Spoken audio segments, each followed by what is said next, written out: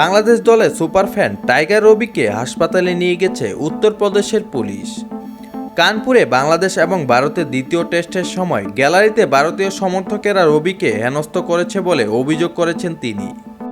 তার পাঁজরে আঘাত করার কথাও বলেছেন বাংলাদেশ দলের এই টাইগার সমর্থক। পরে তাকে পুলিশ চিকিৎসার জন্য হাসপাতালে পাঠায়।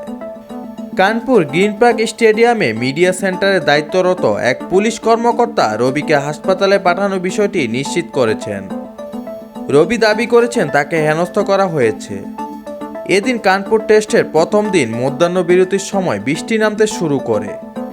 এ সময় টাইগার রবি গ্যালারির ভেতরে অংশে চলে যান। সেখানে কিছু স্থানীয় সমর্থকের সঙ্গে কথা কাটাকাটি থেকে হাতাহাতি হয়েছে বলে অভিযোগ করেছেন তিনি।